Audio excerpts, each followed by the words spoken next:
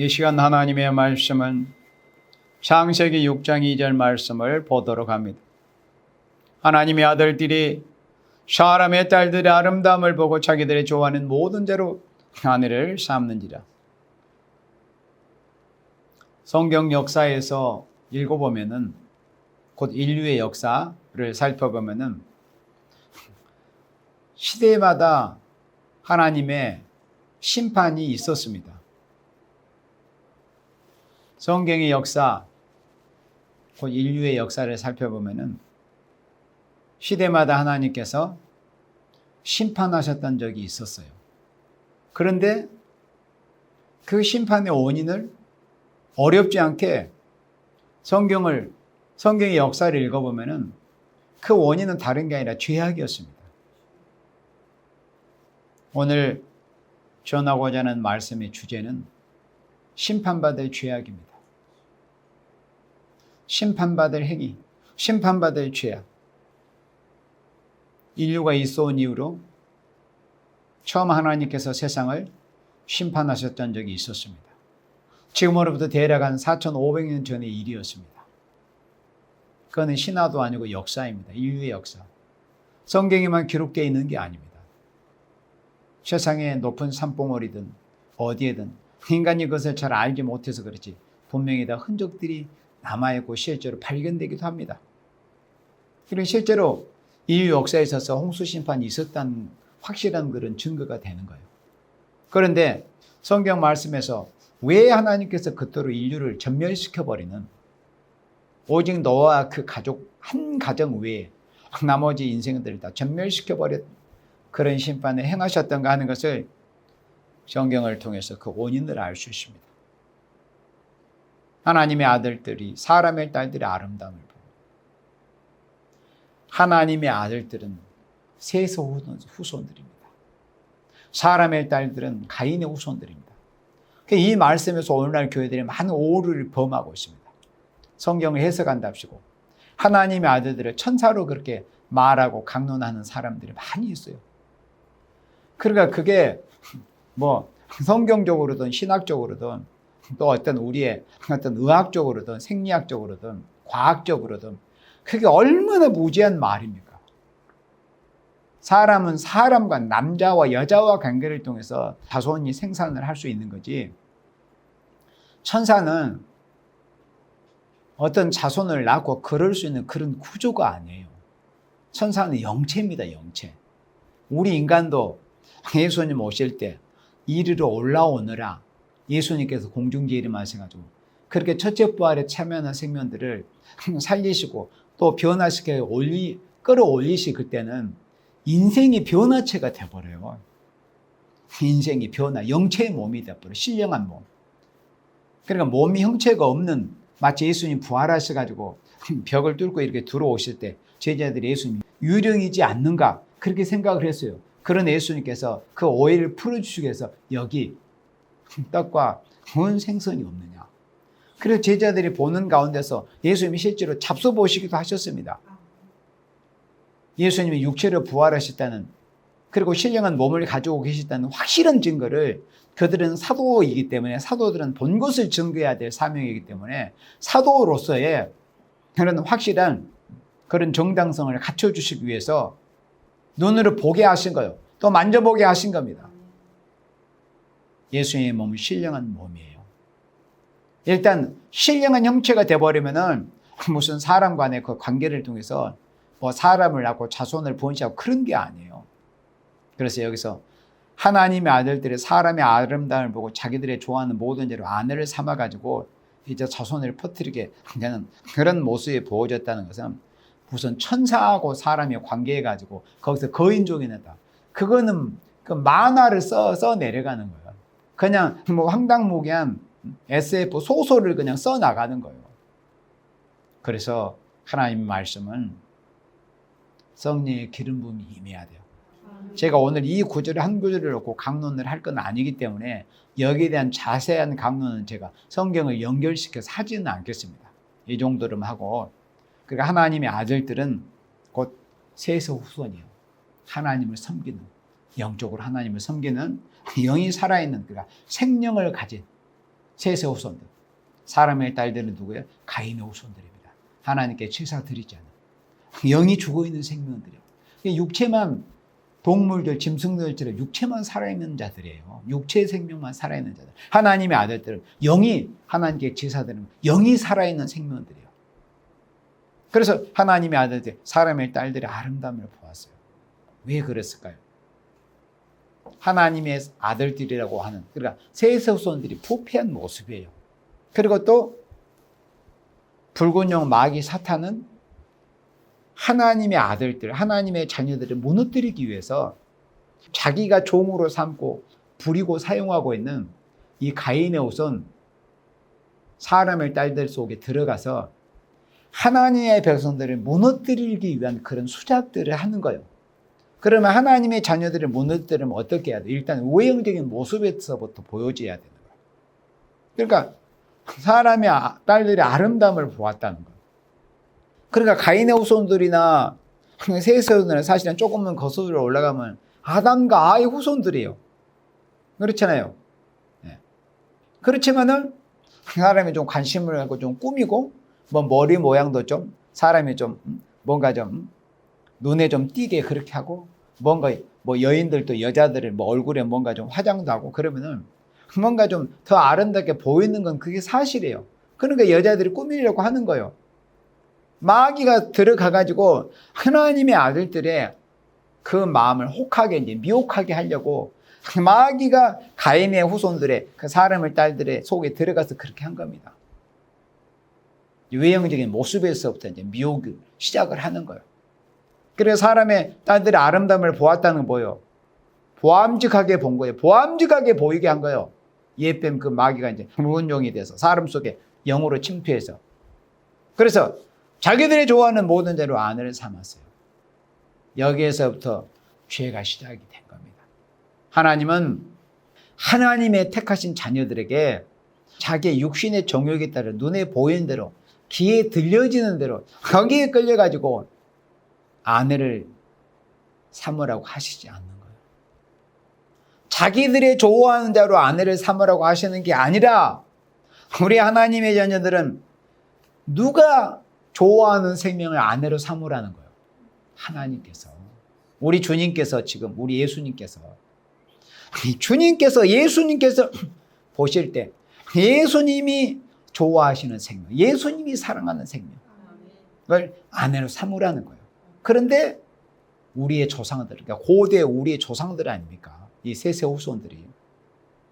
그 조상들은 하나님이 기뻐하시고 하나님의 좋아하는 생명으로 자기 아내를 삼은 게 아니라 자기들의 그 육신의 오감과 육신의 그 정욕적인 모습으로 볼 때 좋아 보이고 예뻐 보이는 그런 자들을 아내로 삼았습니다. 그러니 하나님께서 진노하신 거. 왜 그랬을까요? 바로 그 시대에 하나님께서 법을 세우는 게 있었습니다. 혼혈하지 말라는 법이 있었어요. 성경이 바로 창세기 6장에 그게 보여지는 거야. 이런 모습 때문에 하나님이 물로 세상을 심판하셨다는 것을 보면은 하나님께서 가인의 후손, 하나님의 백성이 아닌 가인의 후손들과는 혼혈하지 말라는 것이 하나님의 법이었었구나 하는 것을 우리가 유추해낼 수 있다는 거예요. 그러니까 혼혈하지 말라는 법을 지켜내지 않는 거예요. 지금도 또 영적으로 똑같아요. 그래서 3절에 여호와께서 가라사대 나의 신이 영원히 사람과 함께 하지 아니하리니 이는 그들이 육체가 됩니다. 육체가 되어버렸어요. 무슨 뜻이겠어요? 하나님의 백성들에게는 하나님의 신이 함께 하셨어요. 그래 여러분들이 알기 쉽게 성령이 함께 하셨던 거예요. 그런데 하나님의 백성들이 성령이 함께 할 때는 하나님도 섬길 수도 있고 하나님께 신령한 제사, 예배도 드릴 수도 있어요. 그러나 하나님의 백성들이 그런 은혜를 입고 육신의 눈에 보이는 대로 귀에 들리는 정욕에 끌려가지고 죄를 범해 버리면 하나님의 신은 거룩한 신이시기 때문에 성령님은 거룩하시기 때문에 범죄한 자식들과 함께 하실 수가 없는 거예요. 그래서 하나님께서 하나님의 신을 거두어 버렸어요. 그러므로 육체만 덩그러나게 남아버렸어요. 육체의 생명만 남게 됐다 이 뜻이에요. 나의 신이 영원히 사람과 함께 하지 않으니까 그러니까 성령님이 이 하나님의 아들이라고 하는 이 셋의 후손들을 떠나가 버리신 거예요. 이는 그들이 육체가 된 거예요. 이 육체의 생명은 남게 된 거예요. 지금도 똑같아요. 교회 다니는 사람들, 성령이 함께 하시고 하나님의 신, 보혜사 성령님이 우리 가운데 함께 하셔야 진짜 하나님의 자녀이지, 몸만 교회에 다닌다고 해서 예배당에 다닌다고 해서 그게 참 하나님의 자녀가 아니에요. 하나님의 신이 떠나버리면 어쨌든 영적으로는 가인의 새끼가 돼버리는 거예요. 하나님의 성령이 떠나버리시면. 그러면 그 나머지가 어떻게 돼요? 알파적인 역사에서는 물에 빠져서 죽었어요. 종말에는 불에 살라서 죽는 거예요. 하나님의 신이 떠나버린 거예요. 3절에 그러나 그들의 날은 120년이 되리라 하시죠. 120년은 하나님께서 심판의 유예 기간을 두신 겁니다. 마지막 하나님의 긍휼을 베푸신 기간이에요. 인간 종말에도 마지막 생산 끝날에 1260이라는 기간이 바로 그런 기간이에요. 알파 때는 120년이었어요. 120년.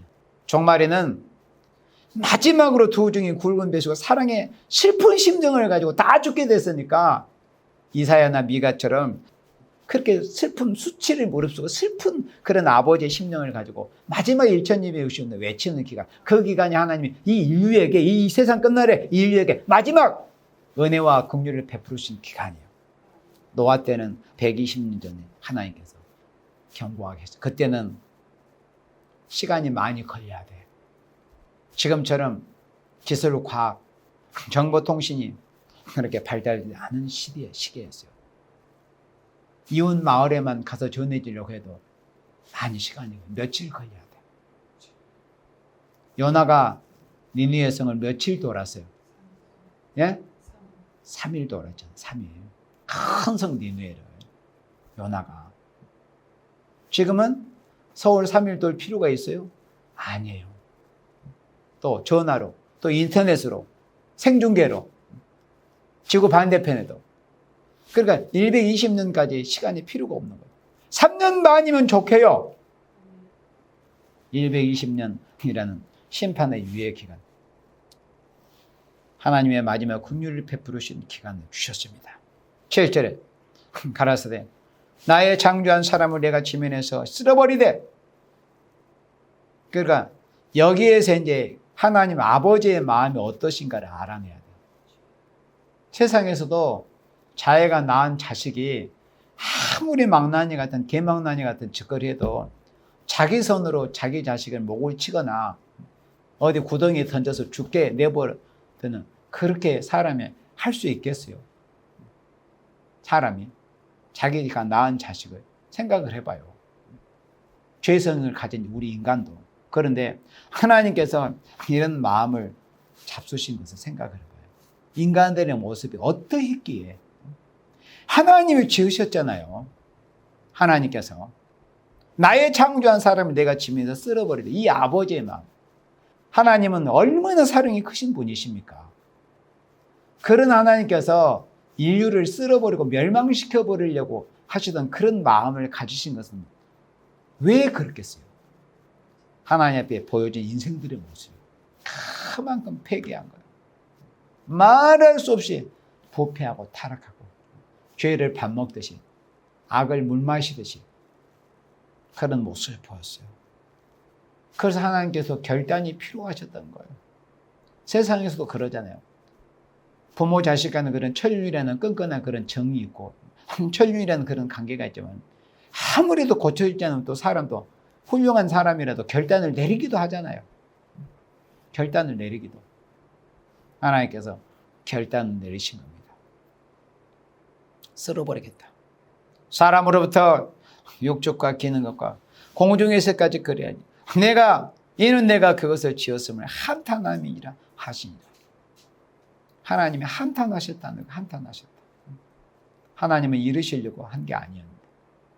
그러니까 그만큼 인생들의 모습이 하나님 앞에 돌이킬 수 없을 만큼 하나님의 심판을 돌이킬 수 없고 그 지은 죄를 만회할 수 없을 만큼 이런 죄를 범하게 된 모습입니다. 이런 죄악의 모습에 보였어요. 이게 홍수 심판의 원인이 된 겁니다. 하나님께서 시대적으로 세워놓으신 법. 혼혈하지 말아라. 제발 거룩한 백성, 하나의 백성들끼리만 결혼하고 가정도 이루고 하나님의 축복을 받고 하나님의 기업을 받아 누리라. 그게 하나님의 법이었어요. 지금도 똑같아요. 이 예언의 법도.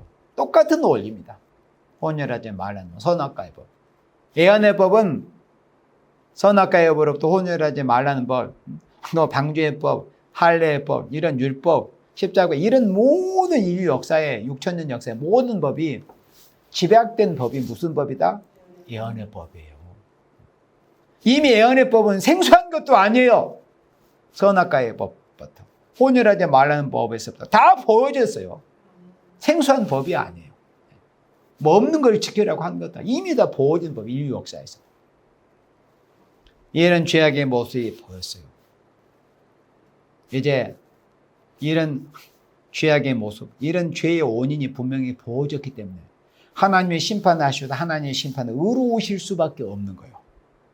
자, 우리 한 장 넘겨서 창세기 7장 23절 말씀을 봅니다.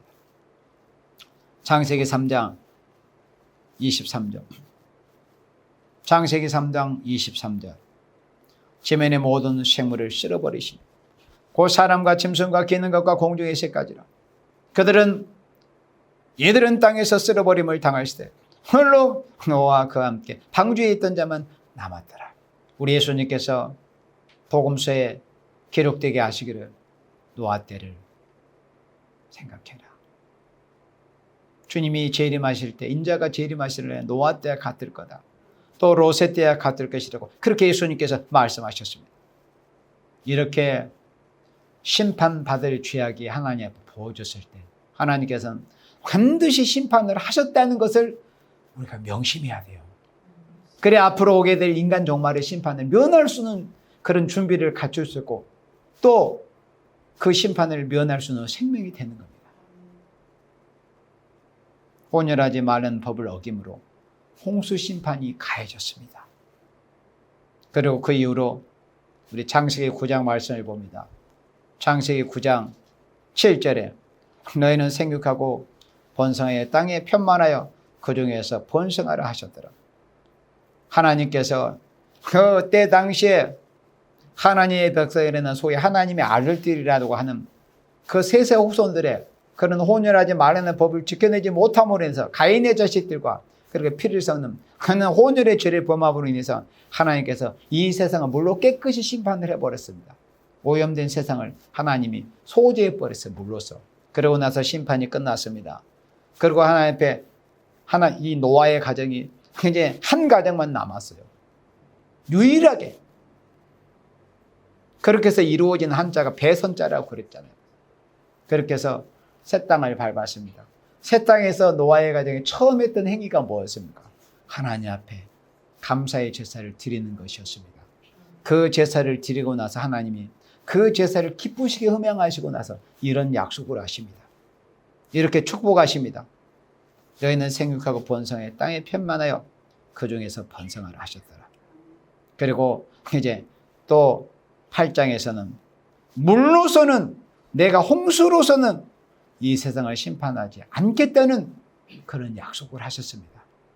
이 땅이 있는 날 동안에는 추위와 더위, 심음과 거듭이 그치지 않다. 사시사철이 이어질 거라고 그렇게 약속하셨어요. 그 말씀 한 구절을 놓쳐버리면 또 기운이 뭐니 그런 것에 다 미혹을 당하는 거예요. 이렇게 하나님께서 심판하셨어요. 그러고 나서 그 심판 후에 다시 또 인류에게 하나님이 기회를 주셨습니다. 다시 번성할 수 있는 기회를 또 주셨어요. 창세기 9장 11절에 내가 너희와 언약을 세우리니 다시는 모든 생물을 홍수로 멸하지 아니할 것이다. 다시 이제 하나님께서 이 약속을 반복하십니다. 땅을 침몰할 홍수가 다시 있지 아니하라. 그러면 하나님께 이렇게 축복하셨고 이거는 창세기에서 지금 두 번째 축복이 된 거잖아요. 아담과 하와에게 이런 축복을 먼저 창세기 1장에서 하셨거든요. 창세기 1장 28절에서 하셨잖아요. 그런데 그 첫 약속을 그 축복을 또 받아 누리지도 못했기 때문에 한 번의 기회를 또 주신 거예요. 물론 지금까지 또 지켜내지는 못했지만 인류가 또 한 번 축복하시고 또 약속을 세우십니다. 내가 너의 언약을 세우리라.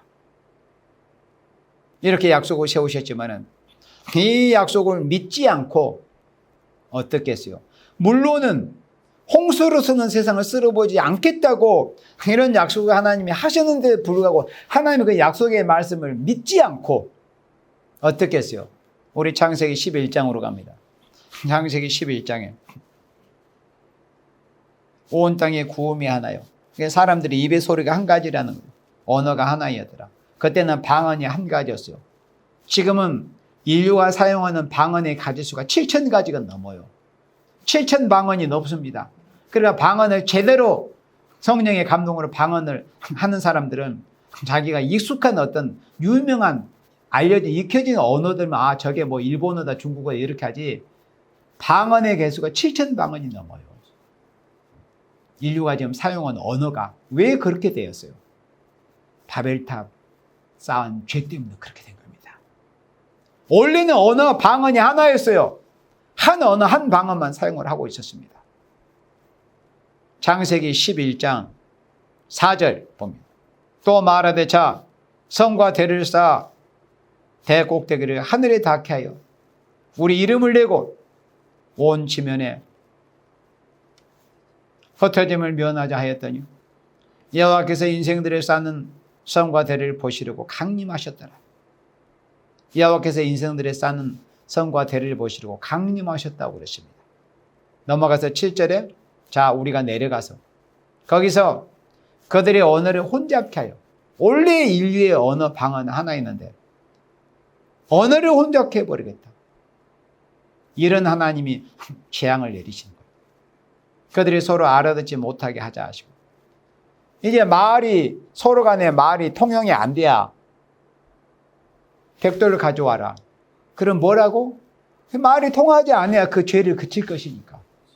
8절에 여호와께서 거기서 그들을 온 지민 흩으신 거로 그들이 성 쌓기를 그쳤다. 그러니까 이런 말씀을 읽어보면서 인생이 참 하나님을 아무리 인간이 무슨 뭐 지혜 지식을 짜내고 인간의 방법과 그런 요령을 짜내도 하나님은 당해낼 수 없구나.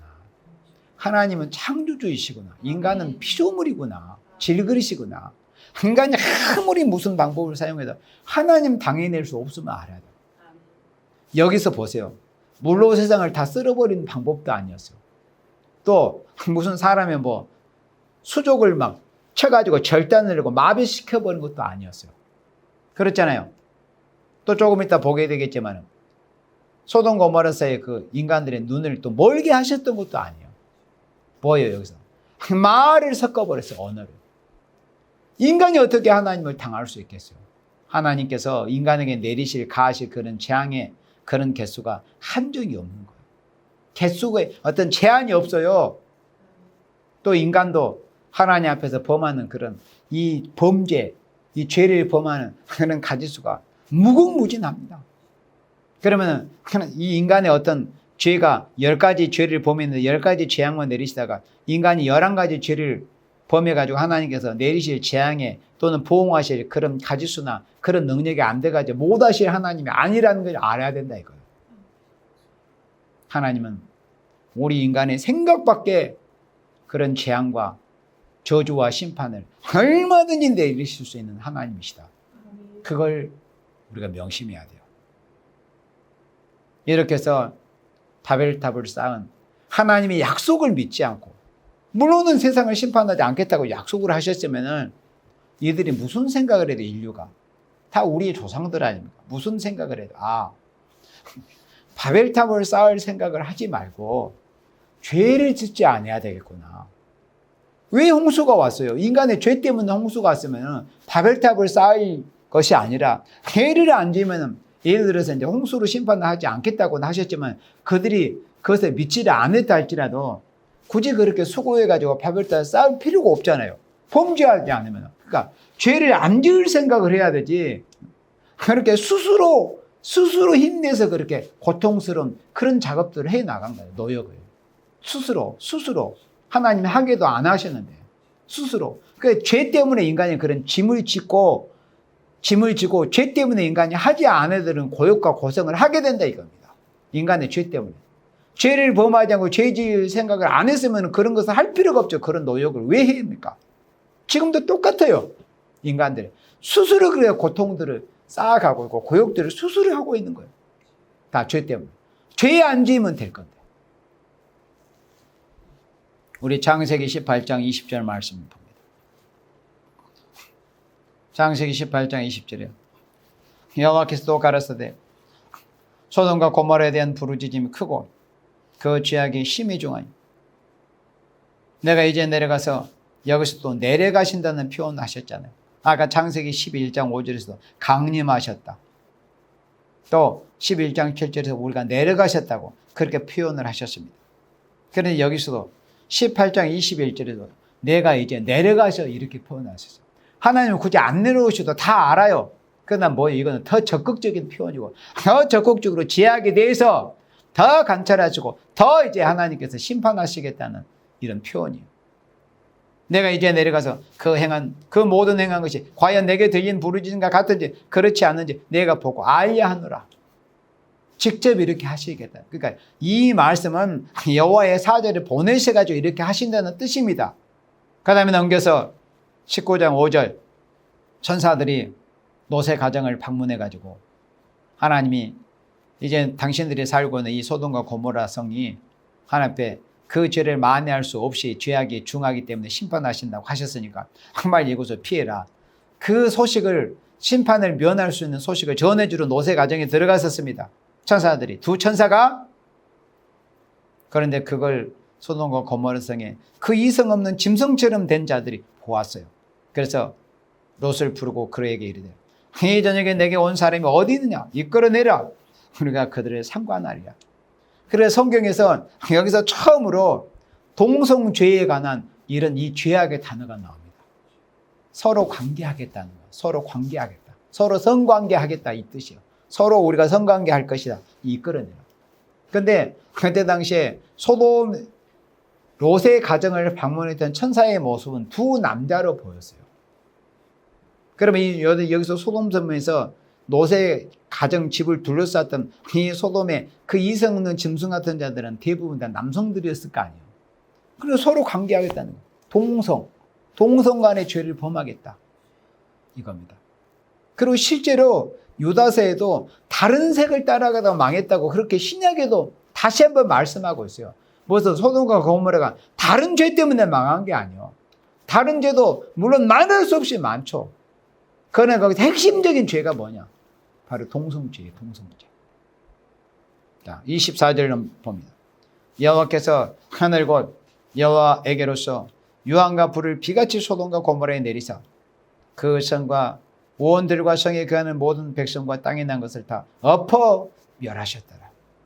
이렇게 동성간에 하나님 앞에서 이 해서는 안 될 짓거리들을 소돔 고모라에 사는 그런 자들이 범함으로 또 그 외에도 의로운 사람 아브라함의 조카 롯의 마음을 날마다 상하게 했던 그런 모습들을 보인 그런 죄들, 그런 죄들이 하나님 앞에 이제 하늘에 사무쳐가지고 그 죄를 만회할 수가 없게 되었던 것입니다. 그 죄가 너무 중해가지고 그래서 하나님이 푸득불 소돔과 고모라를 불로 태워서 심판을 하실 수밖에 없었던 거예요. 하나님은 결코 하나님의 심판이 불의한 심판은 단 한 번도 예의가 없습니다. 의로운 심판이에요. 인간들이 심판을 당한 인간의 모습이 하나님 앞에 그 심판을 당하고도 좋게 남을 만큼의 그런 죄악의 모습을 보였기 때문에 그렇게 심판을 당한 겁니다. 그리고 그래서 우리가 또 많이 넘겨가지고 역대하 36장 14절 말씀을 우리가 봅니다. 역대하 36장 14절에 보면은 유다와 예루살렘의 멸망에 관한 이런 역사적인 기록이 성경에 기록이 되어 있습니다. 유다와 예루살렘은 왜 망했는가? 유다와 예루살렘이 망한 것은 하나님의 심판이었습니다. 그러면 그 심판을 받을 그런 죄악의 모습이 분명히 있었을 거 아닙니까? 자, 역대하 36장 14절에 제사장의 어른들과 백성도 크게 범죄하여 그러니까 제사장과 이 교회의 지도자들은 결코 죄를 범해서는 안 돼요. 물론 하나님의 백성들은 누구든지 뭐 남녀노소를 막론하고 젖먹는 유학까지 죄를 범해서는 안 돼요. 그러나 또 현실은 또 신앙이 좀 더 깊고 또 어떤 신앙의 연륜이 더 있고 이런 차이는 분명히 있어요. 어린 아이들은 아직 훈련이 덜 돼 있고 학습이 덜 돼 있고 죄에 대해서 깊이 잘 모르면 그럴 수도 있어요. 그래서 상대적이긴 하지만은 교회 어른들이 제사장과 교회 어른들은 더 하나님 앞에 더 경건해야 되고 더 신앙생활을 더 잘해야 맞는 거죠. 더 부패 최후의 보루가 돼야 돼요. 그런데도 제사장의 어른들과 또 일반 백성도 크게 범죄하여, 그러니까 지도자든 일반 하나의 백성이든, 그리고 오늘날로 하자면 교회 지도자, 목회자, 교육자들이든 일반 성도들이든 일반 교인들이든 할 것 없이 막론하고 크게 범죄하여 이방 모든 가정한 일을 본받아. 교회는 세상의 빛을 비춰가지고 우리 하나님의 사람들은 세상에 나가서 내가 그리스도인이기 때문에 여러분들 당신도 나처럼 살아야 된다, 이런 것을 보여야 돼요. 말로서. 설령 또 말이 안 되면 내가 행위로서 모든 모습에서, 섬기는 모습에서, 어디 가서 밥을 같이 먹어도 내가 밥값을 내는 것으로라도 그런 모습이라도 보이면서, 하나님의 백성은 인색하지 말라고 그랬잖아요. 인색하지 말라고. 성경 말씀에. 그리스도는 인색에서는 안 돼. 인색에서는. 모두 우리가 삶 속에서 그런 모습을 보이는 거예요. 그런데 그렇게 해서 빛과 소금의 직분을 해야 되는데 오히려 반대가 되어버린 거예요. 이방 모든 가정한 일을 본받아버린 거예요. 이방인들이 하고 다니는 그런 짓거리들을 보고 그대로 답습하는 거예요. 위형적인 모습에서부터. 이게 지금 하나님의 백성들이 예배당에 다니는 사람들의 모습도, 저 사람이 자기가 그리스도 교회에 다니는 사람이 아니라면 그리스도인인가, 하나님 그냥 불신자인가, 무신론자인가 잘 모르잖아요. 구분이 안 되니까. 이방 모든 가정의 일을 본받아 여호와께서 예루살렘에 거룩하게 두신 그 전을 더럽게 하였습니다. 성전을 더럽혀 버렸어요. 온갖 가정 우상 단지를 세워놓고. 지금 역시도 마찬가지죠. 예배당이라는 곳에, 영적 성전이라는 곳으로 주의 이름은 2사람 이상 모이는 이런 교회, 실제로 유형적인 우상도 있고 무형적인 우상은 가짓수를 헤아리기가 어려울 정도로, 에레미야 2장 28절에 유다의 성읍이나 우상의 수가 같다고 하셨으니까 최소한 적지는 않고 그런 모습을 보이고 있어요. 그러니까 이 역사에서 하나의 백성들이 어떤 죄를 범하다가 심판을 받았는가를 보고 교훈을 삼아서 영적 이스라엘 되고 하나의 백성들, 이 마지막 시대에 사는 하나의 백성들, 그렇게 우리의 믿음의 선진이라고 했던 사람들이 어떤 죄를 보면 어떻게 심판을 받은 걸 보고서 우리는 그렇게 해서는 안 되겠구나 하는 것을 배우는 거예요. 그렇게 예배를 드리고 말씀을 들고 성경을 읽어보면서. 그런데 그렇게 하지 않는 거예요. 왜 그래요? 그 눈을 거슬러 올라가면 지도자라는 곳에서부터, 제사장, 교회 어른이라는 자들에서부터 그런 모습을 보이지를 못하고 강단에서 말씀을 이렇게 바로 전하지를 못하는 거예요. 가르치지 않아요. 또 말씀을 제대로 가르치면은 또 뭐 자칭 믿음이 약하고 믿음이 없다는 사람들, 그게 걸림돌이 돼버리는 거예요. 왜 그래요? 그렇게 살기 싫으니까 그러지. 그렇게 살지 않으면 어떻게 돼요? 오늘 이 말씀을 보아도 그 결론은 심판을 받게 되는 거예요. 그걸 몰라요. 그 심판의 무서움을 모르는 거죠. 그렇게 사는 거예요. 심판의 무서움. 그래서 뭔가 좀 하나님의 징계라도 임하면 그때라도 좀 뭔가 각성하는 척하고 또 뭐 회개하는 그런 모습을 잠깐 보이는 것처럼 보이기도 해요. 그러다가 또 하나의 불쌍히 보셔가지고 또 주위의 어떤 형제자매들의 그런 경보 기도를 통해서 그 위급한 사태를 지나가면 또다시 그런 모습을 보는 거예요. 그러니까 그런 것들이, 여러분들 세상 육신의 약을 먹으면 사람들이 약발이라는 표현을 쓰잖아요. 그런데 약을 자꾸 먹으면 약발이 떨어진다고 그러잖아요. 그 약에 대한 내성이 몸에 생기기 때문에 영적인 것도 똑같습니다. 내가 누구를 위해서 어떤 사람이 어려움을 당했을 때 내가 여기서 기도해 주잖아요. 그러면 기도는 하나의 불쌍히 해가지고 처음에 그 정가 일범일 때는 불쌍히 해가지고 잘 고쳐주기도 합니다. 그런데 그들은 은혜를 입고도 또다시 그런 죄를 또다시 반복하면 내가 예를 들어서 그 사람에서 기도해 줘도 그게 기도가 처음 것보다는 하나님 앞에 응답이 잘 안 돼요. 나는 그걸 실제로 천생에 체험을 하고 살고 있어요. 실제로. 여러분들 이름 다 말하면 다 말도 할 수도 있어요. 그게 안 되는 거예요. 여러분들. 재범하고 3범하고 4범하면 그게. 마치 육신의 약발과 똑같은 거예요. 여러분. 역대하 36장 15절입니다. 그 열주에 하나님 여호와께서 그 백성과 그가 하시는 것을 아끼사 부지런히 그 사자들을 그 백성에게 보내 이르셨으나 그 백성이 하나님의 사자를 비웃고 말씀을 멸시하며 그 선지자를 욕하며 여호와의 진노를 그 백성에게 미쳐서 만회할 수 없게 하였습니다. 이 말씀이 얼마나 무서운 말씀입니까? 이제 다 끝난 거예요. 은혜 주시고 기회 주실 때, 시간을 주실 때, 심판을 유예하시는 그런 기간을 주실 때 회개를 하고 돌이켜야 된다. 그렇지 않으면 이렇게 되는 거예요. 만회할 수 없게 돼버려요. 이게 하나님의 백성들의 역사였어요. 17절에 하나님의 갈대아 왕의 손에 저희를 다 붙이시며 저가 와서 그 성전에서 칼로 청년을 죽이면 청년 남자와 노인과 백발 노홍을 긍휼히 여기지 아니하였으며 20절입니다. 무릇 칼에서 벗어난 자를 저가 바벨론으로 사로잡아 가며 무리가 거기서 갈대아 왕과 그 자손의 노예가 되어 바사옥에 주지할 때까지 이르니라. 하나님의 백성의 자들이 제사장 성전의 어른이라는 자들로부터 시작을 해서 중간 방배 일반 백성 누구누구 할 거냐 남녀노소가 다 하나 앞에 그런 죄를 범한 거예요. 그 죄의 가장 최고의 핵심 정점이 뭐냐? 우상 숭배의 죄였습니다. 우상이 뭐예요? 우상. 절간에 가서 돌부처한테 절만한 게 그것만 우상이에요? 죄는 우상은 뭘 잃지 않아요? 자신들 안에 있습니다. 자신들의 심령 안에 있어요. 죄는 우상은 뭘 잃지 않아요? 자기의 심령 안에 있어요. 심령 안에 우상단지들이 도대체 몇 개들을 세워놓고 섬기고 살고들 있는지. 그 우상에는 사람도 포함되고 돈 말할 것도 없고 사람과 돈과 요즘 특히 애완동물이라 이런 것들 전부 우상들이 되어 있어요. 세상 참 희한하게 되어 있어요. 희한하게. 우리나라에 지금 등록된 애완견의 반려견의 수가 천만이 됐다고. 1000만 명. 그 개새끼의 마리수가 1000만이 됐다고. 1000만이. 그리고 그 1000만의 그 개에 복지 타령하고 정치인이라고 하는 자들이 나와서 그런 소리를 짓거리고 있는 거예요.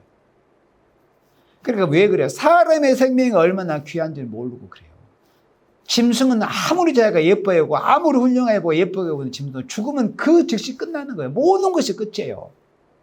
짐승은. 육체의 생명밖에 없기 때문에. 그러나 사람은 그렇지 않아요. 사람은 영혼을 가지고 있기 때문에. 그래서 사람의 삶과 짐승의 삶이 다른 거예요. 짐승은 아무리 나쁜 짓 하고 사자가 개가 다른 동물 사람 물어뜯어도 하나님 앞에 심판을 안 당합니다. 그냥 죽으면 끝이에요. 그러나 사람은 그렇지 않습니다. 사람은 마음만 나쁜 마음만 품어도 그게 다 하나님 앞에 계산해서 심판을 당해야 되는 거예요. 그 다음 우리 마태복음 27장 봅니다. 마태복음 27장 24절 봅니다.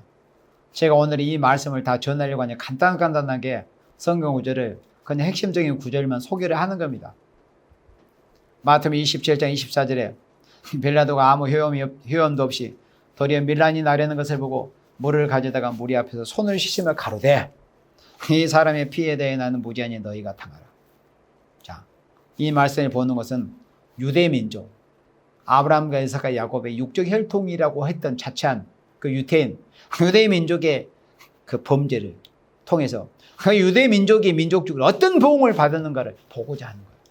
반드시 인생이라고 하는 자들이 어떤 국가나 민족이 하나님 앞에 심판의 죄의 보응을 받는 것은 반드시 그 죄의 원인이 있고 그 죄의 내용이 있었던 거예요. 유대 민족이 이런 죄를 범했다는 거예요. 25절에 그 죄가 무슨 죄였는가를 볼 수 있어요. 백성이 다 대답하여 그래. 그 피를 우리와 우리 자손에게 돌려. 이 피가 누구의 피입니까? 예수님이 주신 피입니다.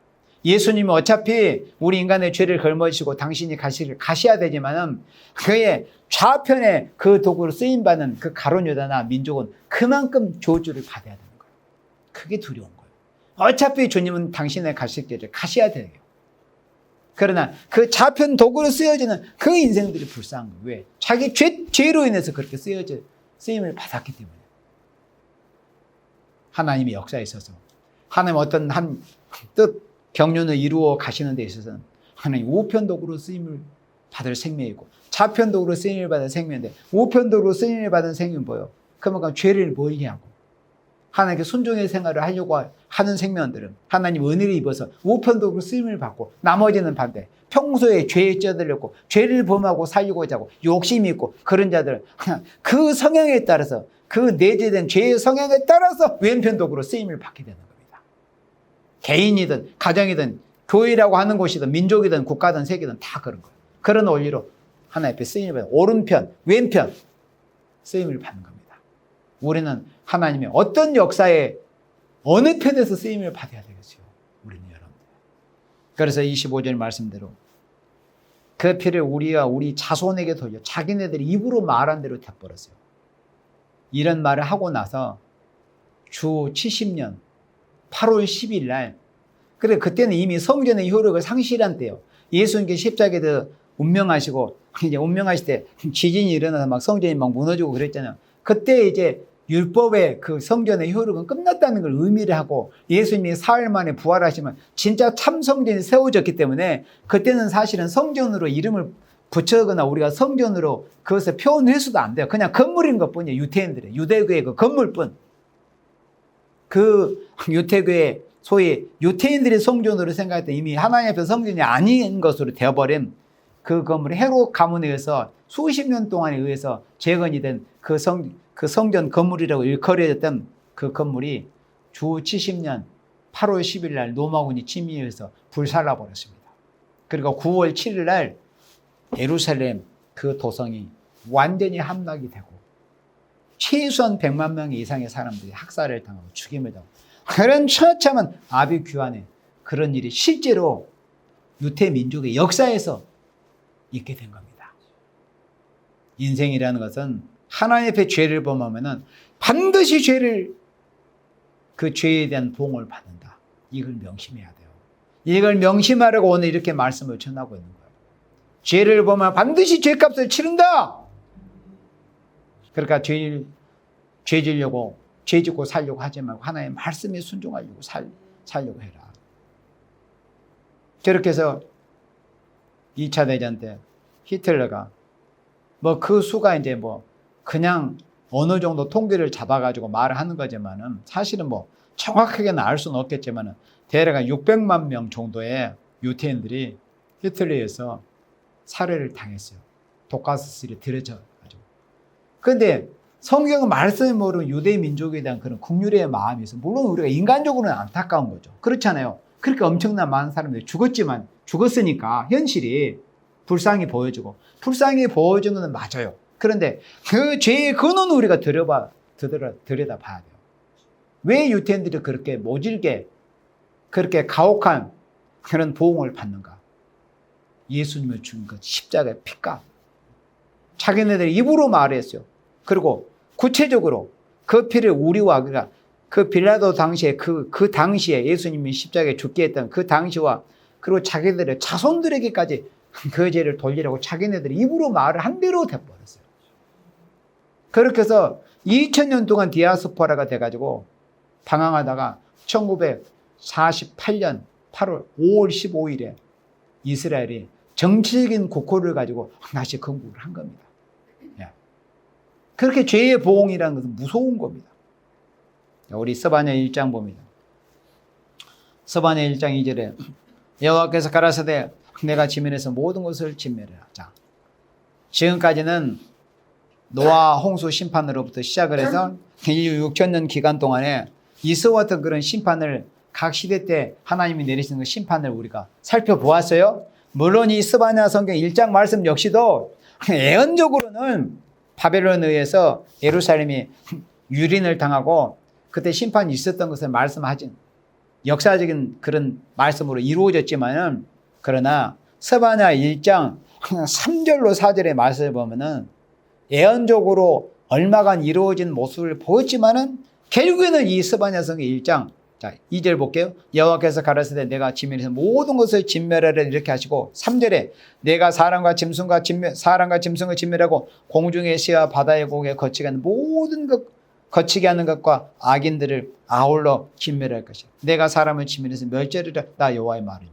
그러나 이 스바냐 선지자가 이런 경고를 요시야 왕 때에 이 말씀을 경고하고 나서 이런 말씀들이 나중에 바벨론의 침공을 통해 얼마만큼 보여진 것처럼 했어요. 그러나 이 성경 본문을 자세히 읽어보면 이건 인류 전멸의 심판인 것을 알 수 있어요. 바다의 생물까지, 공중에서의 바다의 고기와 모든 것들이 다 진멸해요. 그럼 이 말씀이 바벨론의 침략으로 이루어졌나요? 아니에요. 이건 종말의 심판이에요. 마지막 인간 종말에 인간들의 죄악이 이렇게 보여짐으로 인해서 이렇게 스바냐 1장 3절처럼 인류 종말에 인류가 완전한 심판을 당한다는 것을 최종적으로 경고한 말씀입니다. 그럼 어떤 죄악의 모습이 4절에서 인류 종말에 이 땅에 인류가 심판을 당하는, 또 모든 하나의 백성이라고 하는, 교회라고 이름하는 것들이 심판을 당하는 그 큰 죄의 제목이 바로 스바냐 1장 4절에서 보여집니다. 내가 유다와 예루살렘 모든 거민이에 손을 펴서 바알에 남아있는 것, 그곳을 멸절함. 유다와 예루살렘, 그래야 신약 선지서에 이스라엘의 지명이 나오면 인간 종말이 어디다? 교회다. 예수님의 피로 값주고 산 교회. 유다와 예루살렘의 모든 거민이 손을 펴서 바알에 남아있는, 그러니까 유다와 예루살렘 안에 바알이 있다는, 오늘의 교회 안에 뭐가 세워졌다? 바알이라는 이런 우상단지들이 하나님의 백성이라 그리스도인이라고 이름한 자들의 심령에 다 세워졌어요. 그리고 또 유형적인 건물도 뭐 교회에 뭐 엉뚱한 것을 뭘 세워놓고, 그런 것들이 다 유형적인 우상, 무형적인 우상. 바알에 남아있는 것을 그곳에서 멸절함. 그마림이란 이름과, 그마림, 우상 숭배하는 이런 제사장을 그마림이란, 그마림이란 이름과, 그러니까 오늘날 소위 목회자라고 하는 사람들이 예수님의 이름으로 거룩히 하나님 여호와를 섬기고 하나님 여호와께만 신령한 예배를 드리고 우리 주님의 이름으로만 행하고 예수 그리스도의 이름으로 행하고 하나님을 경배하는 이런 신령한 제사장이 아니라 다른 것을 섬기는 그마림화 되어버려. 그마림, 우상숭배의 제사장이 되어버린 거야. 세상 것이나 탐하고 세상 영화나 세상 물질이나 세상에 뭘 탐하는 이런 우상숭배의 제사장이 되어버렸다는 거예요. 그마림이란 이름과 그 제사장들을 아울러 멸절하며 무릇 지붕에서 하늘에 이로울 성신을 경배하는 자와 경배하며 여호와께 맹세하면서 말감을 가르쳐 맹세한다. 그러니까 하나님께 맹세도 한다는 거. 예수의 이름도 불러요. 예수의 이름도. 예수의 이름으로도 기도도 한다는 거예요. 그런데 다른 한켠에서는 뭐예요?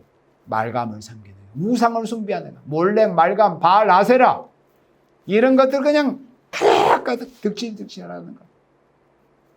오늘 하나님을 섬기는 영적 제사장이라고 하는 사람들의 모습이죠. 그러므로 6절에 여호와를 배반하고 좇지 아니한 자와 여호와를 찾지도 아니하며 구하지도 아니한 자를 멸절하라.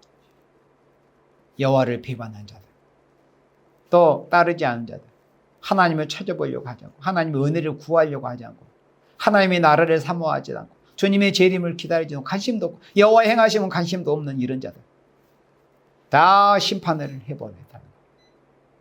이로보건대 심판이라는 것은 인간이 하나님의 말씀을 거역하고 하나님의 말씀을 듣기 싫어하고 강조하게